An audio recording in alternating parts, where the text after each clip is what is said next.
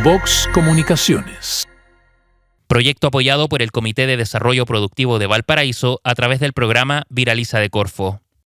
Bienvenidos a Impulsa Valparaíso, un espacio que destaca el espíritu emprendedor de nuestra región.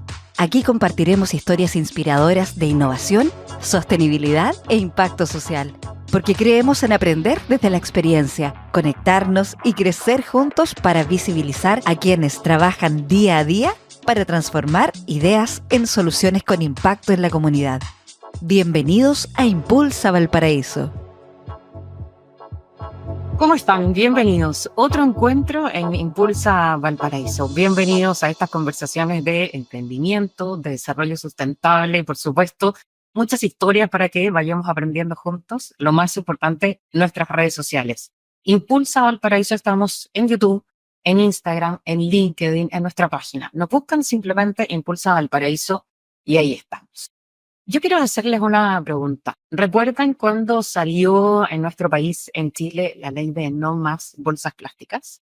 Quiero saber cómo fue la reacción de cada uno de ustedes. Yo, que tengo una conciencia ecológica importante y trato de llevarla a cabo lo más que puedo, cuando salió esto, yo estaba un poco más que molesta, en realidad, porque salía de mi trabajo y cuando yo quería, cuando se me ocurría, pasaba a comprar. No es que andaba con bolsa, muchas bolsas. Yo creo que me costó que se me quitara la molestia mucho tiempo, pero ya saben cómo estamos cada uno de nosotros ahora funcionando. Y se dan cuenta que finalmente fue para mejor. Vamos a hablar de este material que nos genera un poco de amor y odio porque es dúctil, porque es súper fácil de ocupar, es el plástico, pero por Dios que contamina. Hay una solución para quienes no lo conocen, yo les voy a contar, y de eso se trata nuestra conversación del día de hoy. I'm Not Plastic. ¿Lo han escuchado? Bueno, un emprendimiento que viene justamente a solucionarnos eso, a dejarnos ocupar los plásticos, pero con una solución maravillosa, porque son biodegradables, son compostables, y quiero que pongan mucha atención a nuestra conversación de esta jornada, porque está con nosotros Rodrigo Sandoval, es CEO, ingeniero civil de I'm Not Plastic, y viene con toda esa historia para contarnos. ¿Cómo estás, Rodrigo? Bienvenido. Hola Patricia, bien, ¿y ustedes? Qué bueno que nos invitaron y muchas gracias por este espacio. Gracias a ti por el tiempo que te diste. Sabemos que la agenda es súper full, así que feliz que hayas parado a conversar un poco con nosotros, a contar tu historia para que aprendan quienes nos están escuchando. Mi primera pregunta es, ¿siempre tuviste la inquietud de generar algún tipo de negocio que ayudara a la Tierra, al planeta, que hablara de conservar o se dio en el camino? Siempre tuve la inquietud desde el lado creativo de armar algo que fuese novedoso, que fuese distinto, y eso después se encontró con un lado mío, digamos, de la sustentabilidad cuando también me di cuenta que si iba a ser algo creativo y distinto y que eso iba a ser un negocio, porque, bueno, a veces tenemos hobbies o cosas creativas que hacemos no necesariamente para ganar plata, sino para entretenernos, para tener un tiempo libre, qué sé yo. Pero cuando lo pensé como algo que tenía que generar plata y que podía ser un negocio, me di cuenta que quería que fuese creativo, pero que también tuviera un vínculo de un sentido más profundo, de algo que yo sintiera que no era solo para ganar plata, digamos, como se dice. Así que en realidad nada es solo para ganar plata, todo tiene una utilidad. Pero si tú vendes, no sé, clavos, a lo mejor es algo que es difícil encontrarle el sentido, a pesar de que a lo mejor el clavo es parte de la estructura de las casas, pero es más Exacto. difícil. Además. Claro.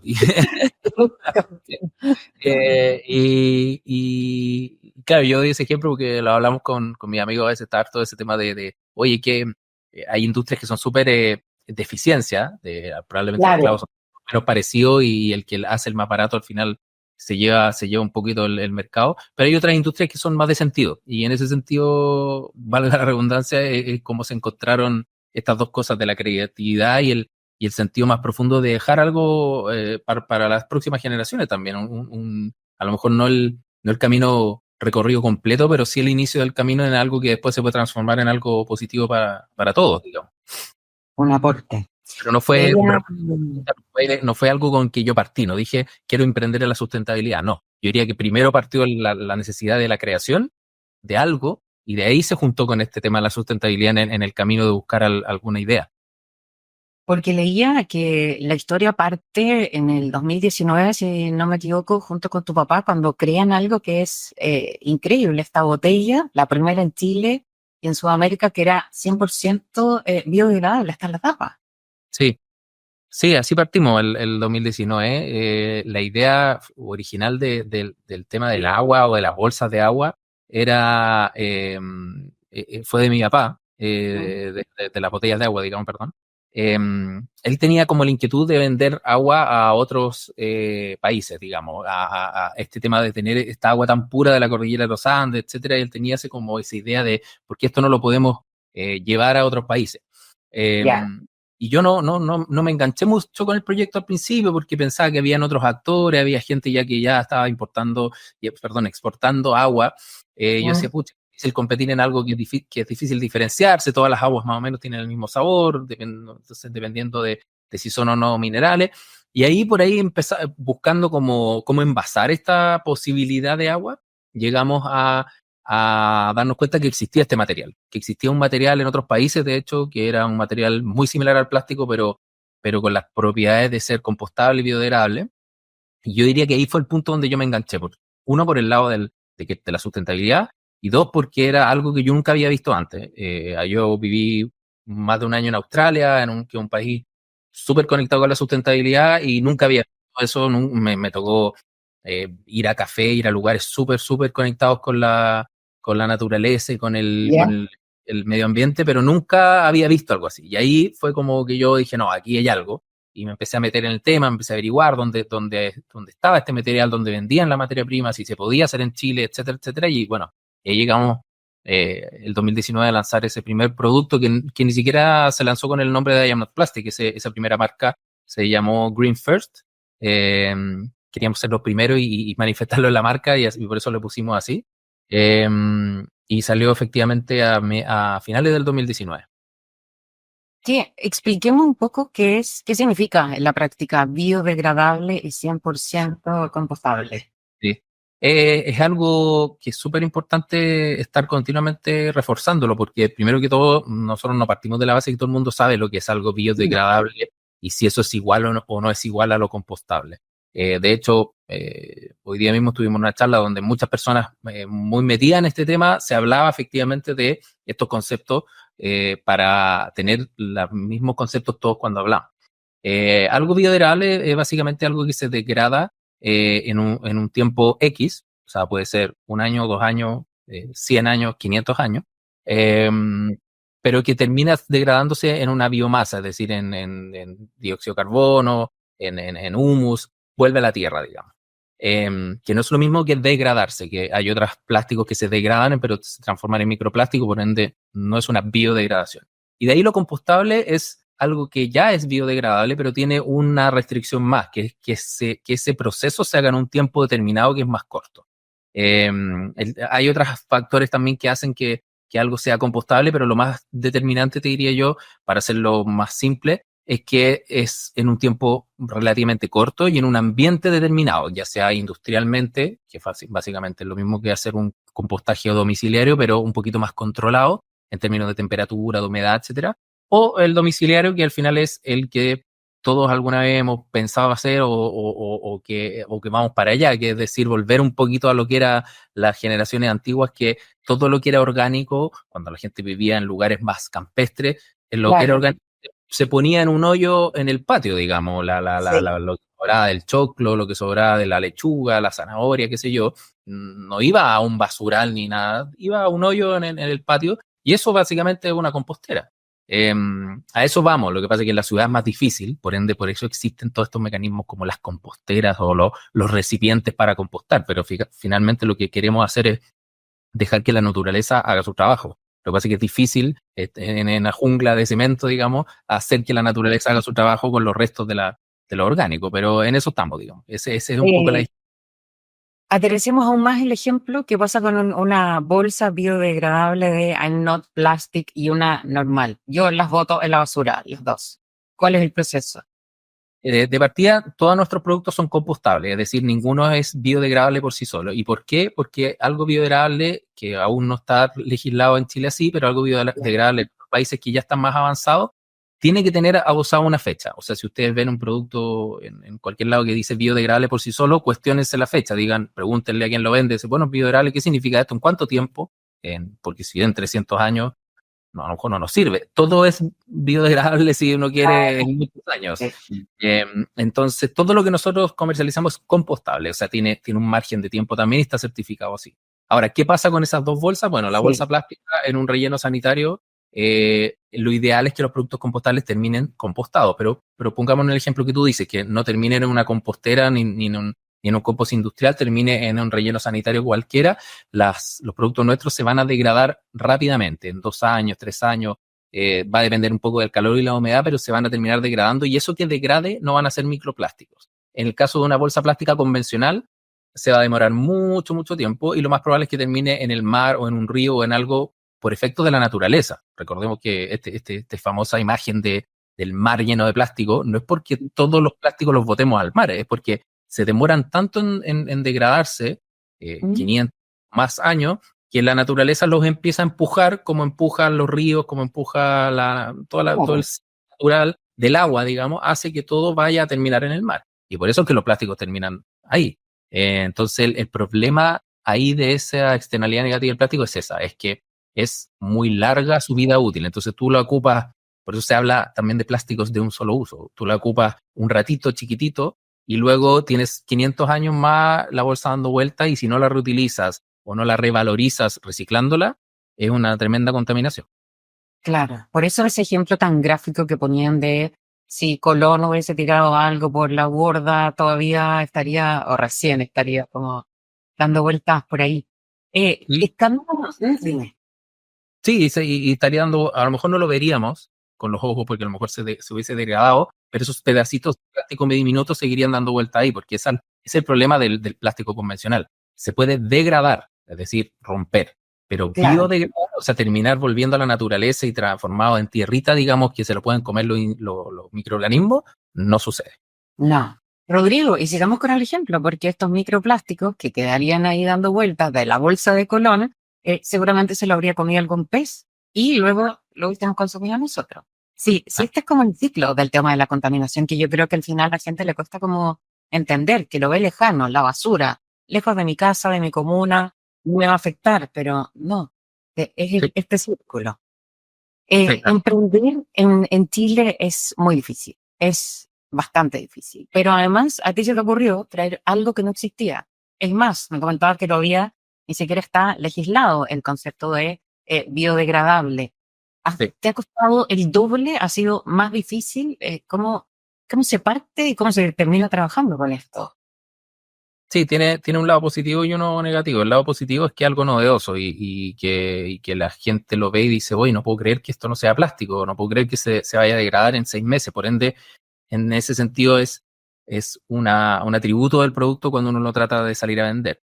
El lado negativo es que efectivamente hay poca legislación, hay poco conocimiento. El hecho de que haya poca legislación también da espacio para que entren algunos actores que no cumplen a cabalidad internacionales y no hay nadie que lo fiscalice, porque como yo te comentaba, de que, no sé, en otros países en Europa se exige un tiempo adosado a lo biodegradable, eso nosotros lo cumplimos porque queremos cumplir con nuestro mensaje y con nuestra visión como compañía. Pero si yo mañana pudiera biodegradable, o sea, en la ley chilena nadie nos podría decir nada. Nosotros vamos más allá de la ley chilena. Pero así como nosotros vamos hacia allá, hay otros que se aprovechan, digamos, de eso y dicen, pucha, es que yo voy a vender esta cuestión que tiene plástico, pero le voy a poner, no sé, bio algo y va a aparecer, la voy a pintar verde y pucha, con eso igual más clientes.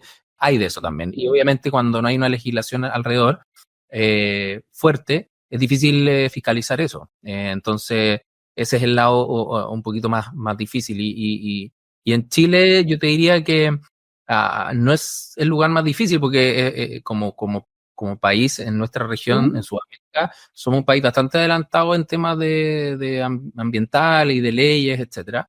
Yo diría que se ha hecho más difícil estos últimos años desde el estallido social en adelante y luego la pandemia.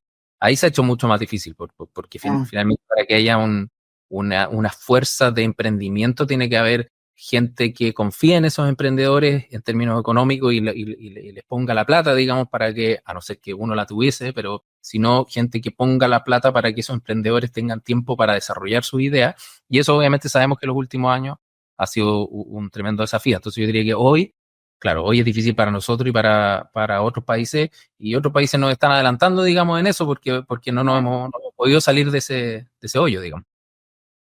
Cuando yo me imagino que alguien como tú sale a vender bolsas, llega a un lugar y voy a ponerme en el otro lado, voy a comprar bolsas para tener, para almacenar, para guardar, para, no sé, echar cosas en la bodega y tener ahí, y lo que quiero es que me dure. ¿Qué pasaba cuando tú decías que esta bolsa no iba a durar y que además era la promesa, digamos, la bolsa no va a durar? ¿Te Sí. costó ningún concepto?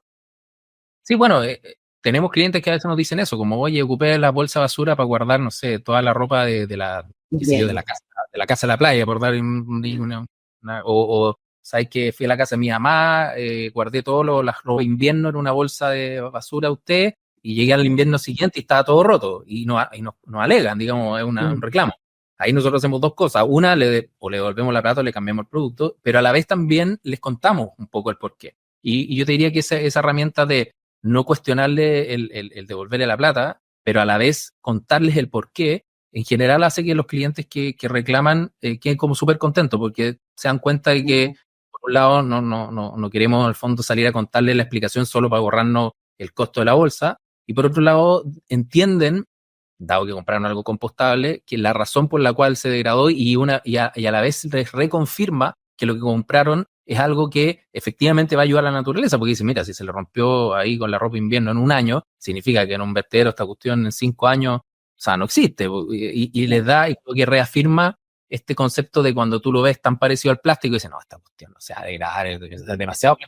Pero claro, cuando tú lo ves degradarse en tu despensa o en tu casa, te genera una confirmación. Entonces, de nuevo, tiene un lado malo, que es, tenemos que saber tratarlo de una manera distinta a lo que estábamos acostumbrados a tratar el plástico convencional. Y efectivamente no es para todo. O sea, esa bolsa basura está hecha para basura, que tú, entre que yo vendo la bolsa, la persona ocupa la bolsa y eso termina en un relleno sanitario o en una planta de compostaje, ese ciclo es corto. Y nuestras bolsas de basura, por supuesto, que no están hechas para guardar ropa en una bodega por 3 años.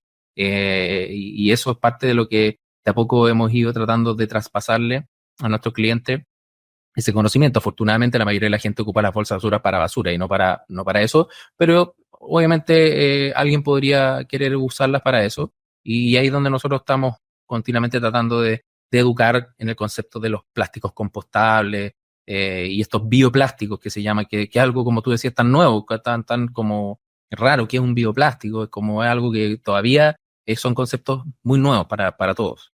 Sí. ¿Qué ha sido lo más difícil de emprender, de tener un producto, de llegar al mercado, de crearlo, todo en el camino? ¿Qué ha sido lo más complicado?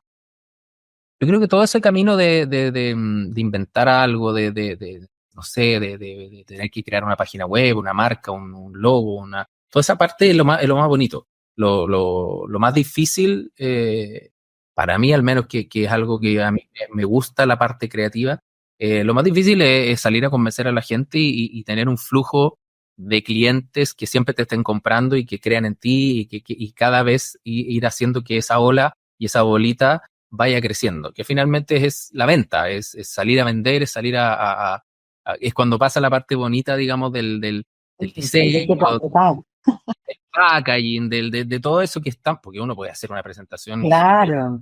producto increíble, pero si ese producto después no lo sales a mostrar o no lo sales a vender, no sales a hacer promoción, a que la gente lo conozca, hay tantas cosas hoy en día dando vueltas, buenas, entretenidas, bonitas, sustentables, etcétera, que de alguna manera tienes que ir y estar y ponerte en ese universo para que la gente te vea y te compre. Y eso yo te diría que es mucho menos creativo y es mucho menos enriquecedor para uno como persona. Es como, oye, los números, salir a vender, lograr la venta, la meta, esa parte como más dura, yo diría que no sé si es lo más difícil, pero sí como lo más árido o lo más poco romántico del emprendimiento, digamos. Y la parte más chora del emprendimiento es la creación. O sea, para mí, por lo menos, para mí como persona, puede haber otro que me diga, no, a mí lo que me gusta son los números y el Excel y todo. No sé, para mí esa es la parte como que el que hay que hacerlo, digamos. La otra parte la entretenía. Y ya estás en el momento del emprendimiento en que te empiezan a buscar. O sea, no tienes que tú ir puerta por puerta ofreciendo, sino que ya hay un número de clientes cautivos que tú sabes que esto sí ya funciona y es la rueda que está funcionando. Sí. Sí, tenemos afortunadamente una serie de clientes que como base, pero siempre pasa que llegan nuevos por boca a boca o por referencia, que eso es ideal. O sea, cuando llega un correo y que dice, hola, quiero hacer un proyecto con usted y nosotros no sabemos de dónde llegó ese cliente, eso pasa habitualmente toda la semana. No significa que eso termine en un proyecto de tal, porque puede ser que algunos en el camino se arrepientan, lo que sé yo, pero llegan constantemente.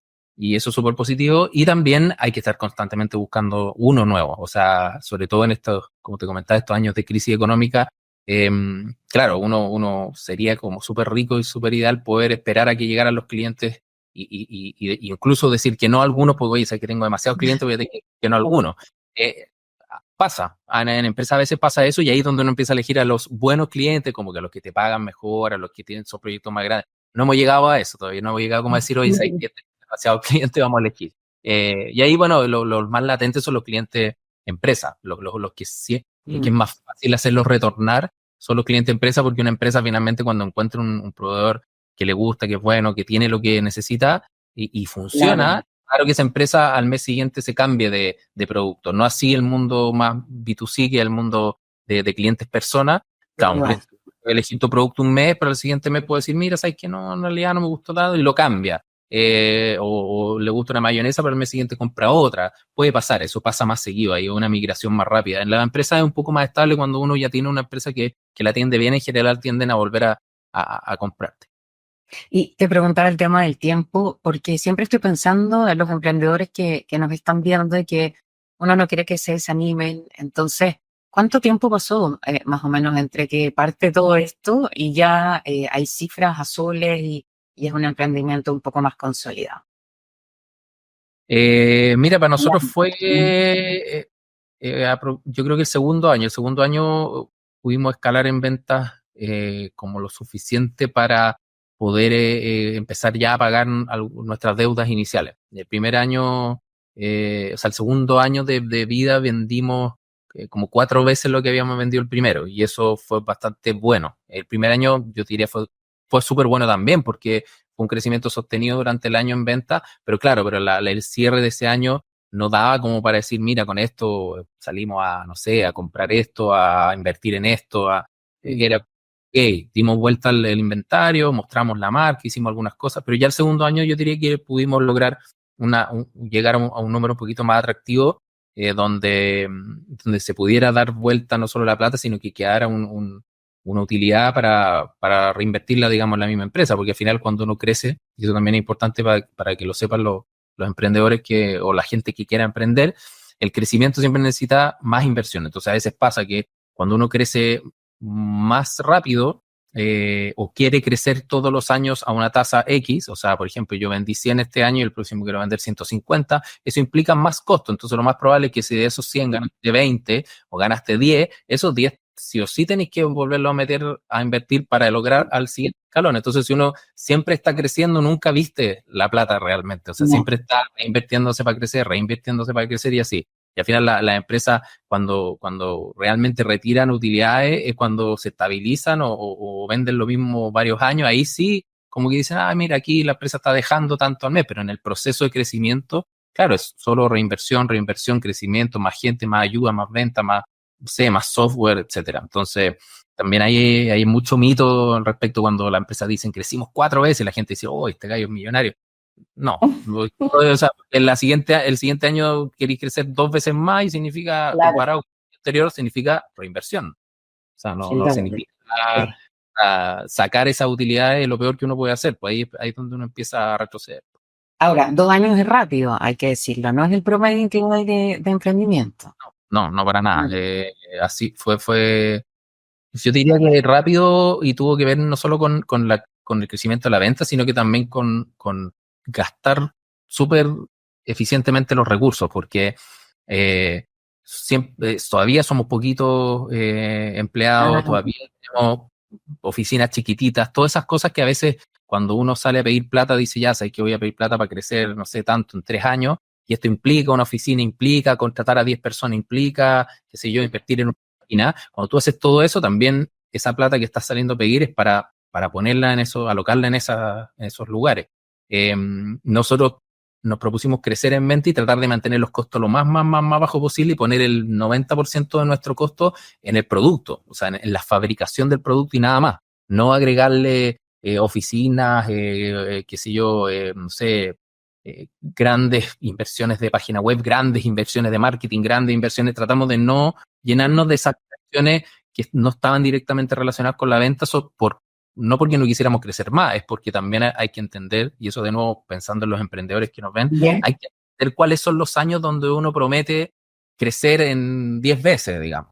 Entonces, y es cosa de verlo con las startups que hoy en día muchas de ellas están complicadas y algunas han quebrado y otras están complicadas con sus inversionistas, es porque hace 2 años atrás, en medio de una post-pandemia que venía una crisis económica sí o sí, muchas startups salieron a decir voy a crecer 10 veces y no depende solo de ti, o sea, no depende solo de tu liderazgo y de tu inversión, depende que si hay plata para comprarte o no comprarte tu servicio. Entonces, si tú sales a decir voy a crecer 10 veces y entre medio hay una crisis económica y una guerra, en el fondo, ¿a dónde va a ir? A otro planeta, a ir a vender las cosas. Entonces, no hay otro planeta, no hay otra economía, es un solo mundo, es un solo lugar, entonces hay que estar alineado con lo que está pasando también en el entorno. O sea, yo diría que eso también es re importante cuando uno sale a prometer o a ponerse esas metas, tiene que estar sustentada no solo en la inversión, sino que en el contexto donde uno está viviendo. Digo. Claro. Quiero recordarle a quienes nos están viendo que estamos en las redes sociales, en YouTube, en LinkedIn, en Instagram, en nuestra página Impulsa Valparaíso. Rodrigo, si tu público ha ido creciendo, significa que me imagino más personas, hay más empresas que están interesadas en esto del impacto positivo en general. Tú ves, con lo que te toca compartir con estas charlas que ya comentabas que das, imagino que empiezas además a conocer a muchas otras personas, que en Chile se está dando esto de querer dejar este impacto positivo por convicción o simplemente en algunos momentos un poco más de pantalla de negocio. Hay de todo un poco, yo diría, hay mucha convicción y hay mucha gente que lo hace, que hace estos negocios con este sentido profundo de querer dejar algo y mejorar el mundo en el que estamos, digamos. Yo soy un fiel creyente de que las empresas del futuro tienen que ser empresas en el fondo con triple impacto. O sea, el triple impacto siempre se habla de lo social, lo ecológico, lo económico, etcétera, para las empresas que están en ese mundo, pero yo diría que las empresas que no están en eso ya no van a existir. O sea, es muy raro que una empresa te diga, no, nosotros no somos de triple impacto, o sea, no nos importa ni la sociedad ni la ecología, no importa ganar plata nomás. Sería extraño. Sería extraño porque aparte es poco sustentable con ellos mismos, no hablo de la sustentabilidad ecológica, sino que es sustentable con tus propias metas, porque finalmente tienes gente empleada que le importa eso, tienes gente que necesita vivir no solamente de la plata, sino que de un montón de cosas más, y con intereses, con sueños, etcétera. Entonces, con hijos también, y esas personas con hijos les importa también, o con mascotas, si uno quiere, y le importa ese bienestar de esa mascota. Entonces, todo eso finalmente hace que todo vaya hacia allá. Entonces, la gente que está todavía mirando como, oye, voy a hacer este negocio para ganar plata nomás y nada más, se transmite fácilmente hacia afuera eso, y cuando eso se transmite, cuando no hay cuando no hay una misión personal de las personas o sea, de la persona que hace una empresa, yo creo que se transmite eso, y así como se transmite cuando sí está eso, cuando no está, también se transmite y la gente como que tiende como a a escuchar y dice, como que no se encanta con la empresa. Yo diría que hay tanta oferta hoy en día que la gente no tiene para qué comprar algo de lo cual no esté encantado. O sea, no va a elegir al de al lado. O sea, por eso es que hacer algo sin ese encanto, sin esa magia, digamos, sin ese ímpetu que hay detrás de más allá del producto, creo que es una mala estrategia si es que uno quiere emprender, porque tarde o temprano eso se va a notar. O tarde o temprano va a venir otro, va a hacer mucho más cariño, con mucho más amor y te va a ganar. Claro. Porque finalmente de eso se trata. No se trata solamente de la idea, digamos, sino que cómo uno la muestra, cómo uno la presenta hacia el resto. Es que como cuando uno no tiene convicción en algo, cuando no crees de verdad en tu producto, en lo que estás haciendo, no lo vas a poder transmitir. Y ligado a esto, cuán importante es generar esta pertenencia con la marca, este valor que yo le estoy transmitiendo dentro de esto mismo que estamos conversando, para generar esta relación de producto-cliente. Sí, bueno, por eso es que nosotros peleamos, yo principalmente peleé mucho para ponerle I Am Not Plastic a nuestra marca y para hacerla con los colores que tiene, con la fórmula que tiene de llegar a la gente.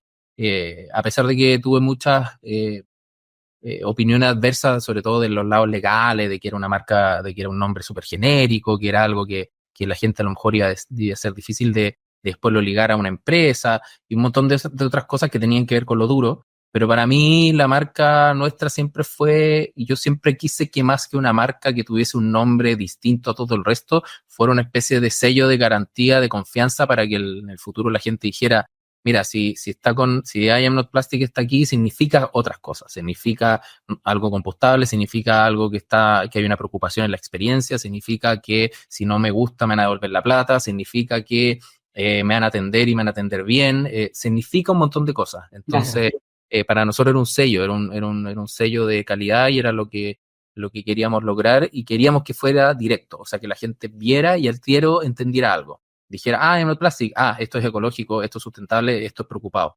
Y no queríamos que necesitara leer una tremenda cuestión para entenderlo, queríamos que lo entendiera rápido y bien directo y no se confundiera en el camino. Y en ese camino también sabíamos que había un montón de marcas ocupando la palabra bio, ocupando colores cafés y verdes, que eran como los colores de la naturaleza, pero no necesariamente por eso siendo marcas ecológicas, sino que tratando de ocupar esos colores para hacer un poco de greenwashing, que también todavía ocurre.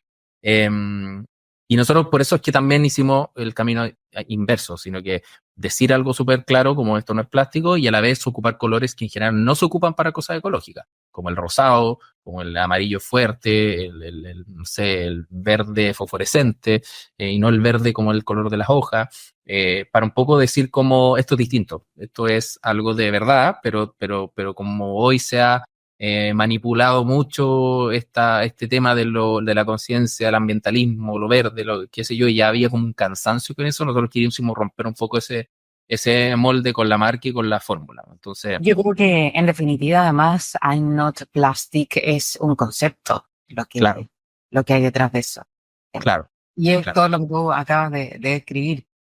Hay algo que es súper importante para nosotros y que siempre preguntamos, ¿qué es para ti esto de la innovación? ¿Cómo podrías definir este concepto de innovación?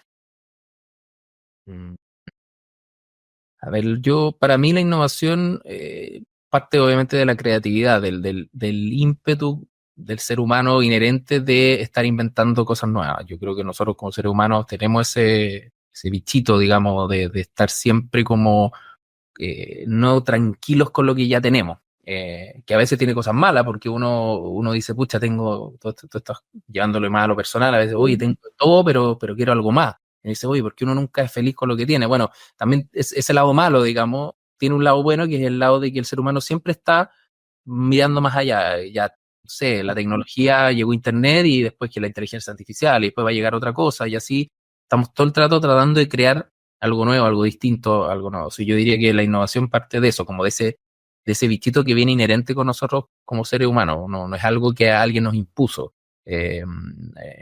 No, yo creo que lo traemos todos en alguna manera de nacimiento, unos más que otros puede ser, pero al final todos como seres humanos.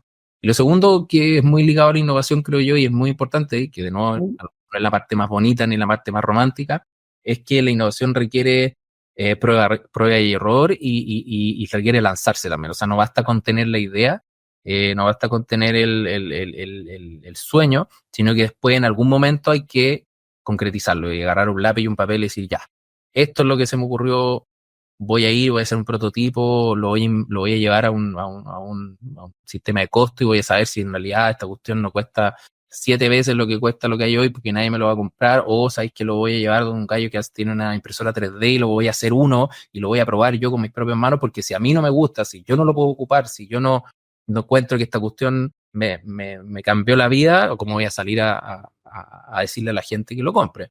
Entonces, hay que concretizarlo en algo, en un piloto, en algo. Yo diría que ahí ya pasa de ser simple creatividad y sueño o idea, pasa a ser innovación. Para mí, innovación tiene que transformarse en algo real, porque si no es una idea loca, está lleno de ejemplos como de sale algo en otro país y uno dice, oye, pero si yo pensé en esa cuestión hace 5 años, pensé en hacer esa cuestión que ese gallo se hizo millonario. Sí, pero ese gallo se hizo millonario, no tenía la idea.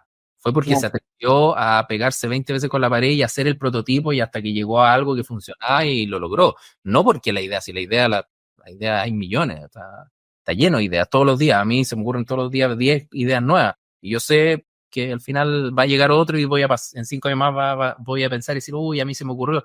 Pero no hay que martirizarse por eso, yo creo. Yo creo que hay que buscar una de esas y decir, ya, me voy a concentrar en esta y voy a hacer algo. Aunque vendan 3 unidades, no importa. Si es un poco el ejercicio de probar. Y a veces hay mucha gente que lo ha hecho pensando en vender 3 unidades y he terminado vendiendo millones y millones sin ni siquiera haber sido su objetivo inicial. Su objetivo inicial es solo crear algo nuevo, ¿no? Rodrigo, y por último, no sé si un consejo, pero ¿qué le dirías a quienes están emprendiendo, sobre todo en esto de la innovación, que definitivamente el camino es distinto, o tiene aristas distintas a simplemente a emprender a secas? A quienes nos están escuchando, ¿qué le podrías transmitir? Yo les diría que primero, si tienen un trabajo actual el cual quieren, no sé, salirse para emprender o para hacer algo personal, para ser su propio jefe, qué sé yo. Yo lo primero que les diría es que no renuncien, que ocupen su tiempo libre, que aprovechen que ahora la gente tiende a salir un poco más temprano al trabajo, los viernes sobre todo, con el tema de las 40 horas, etcétera. Y ocupe ese tiempo extra en armar un proyecto. Hay tiempo para hacer eso. O sea, aunque le dediquen 1 hora al día, 2 horas al día o menos, ármenlos con la tranquilidad de que están empleados y tienen un sueldo en otro lado. Yo creo que eso es súper positivo porque te quita la presión de tener que hacer algo rápido y salir a venderlo, porque si no se te acabó la plata y hasta ahí llegó. Y nada, cuando ya llegue un punto donde el tema crezca lo suficiente como para poder uno empezar a salirse del trabajo, ahí lo pueden hacer. Yo creo que eso es fundamental. Y si no tienen trabajo y están en el mundo no sé, volviendo de algún viaje, qué sé yo, tratar de hacerlo con algo que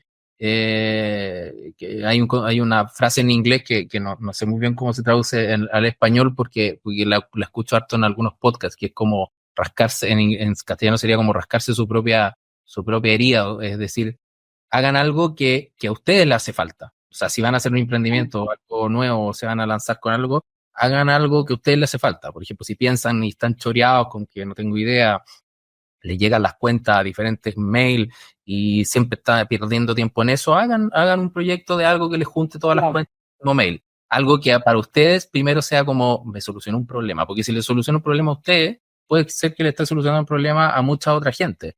Y en el peor de los casos, se van a solucionar un problema ustedes mismos. En el mejor de los casos, van a agarrar esa solución y se van a salir a vender al mundo. Entonces, yo le diría también ese consejo, o sea, en el término de la idea, que sea una idea que para ellos les solucione un problema. Por ejemplo, porque hay ideas maravillosas que puede ser que uno diga, no, mira, esto es maravilloso en Estados Unidos, se vende mucho, pero yo jamás lo ocuparía, no sé, no tengo idea ni cómo. Yo diría que eso es más difícil emprender en algo así, donde uno no tiene como lo tiene como algo como que a ti te molesta. Otra vez, claro. Claro. Si a ti te molesta, te va a gustar todos los días levantarte a solucionarlo. Bueno, por último, para contarles a quienes nos están escuchando que notplastic.cl es la página, que están los Sí, productos. IAM Not Plastic, IAM Not Plastic, por si acaso. Sí. .cl. También está el Dime. el Instagram es IAM-Not Plastic. Ahí tenemos hartos seguidores, publicamos hartas cosas, no solamente cosas del producto, para no hacerlo fome para la gente, sino que publicamos hartos reels de qué es lo que es el greenwashing, cómo se composta, los mitos del compostaje, Hay una información. para qué sirven los productos. Hay harta información chora, incluso recetas de repente subimos y cosas, así que ahí lo pueden chequear. Yo los conocí por una amiga que compraba las bolsas para las mascotas. Sí, Las también. desechos de las mascotas. Así que entren ahí y pueden dar una vuelta. Y Rodrigo, los temas de bolsa mascota, así que métanse en la página, están con Sí. súper buenos descuentos, y en Jumbo también están con hartos descuentos, así que para los que no tengan, para los que quieran verla ahí mismo, pueden ir a algún Jumbo, comprarla en jumbo.cl o en la página nuestra y les llega súper rápido. es Rodrigo Sandoval, CEO de I'm Not Plastic. Gracias por estar con nosotros. Gracias por todas estas confesiones, los secretos y también los datos para quienes quieren emprender. Que les siga yendo bien y muchas gracias. Gracias, Patricia, por la invitación. Ojalá alguien se inspire ahí. Bueno, el que quiera escribirnos y preguntarnos algo, tiene alguna duda, nos escribe nomás. Nosotros estamos súper abiertos a conversar con todos, así que feliz. Súper. Gracias. Chao. Ya, bien, chao.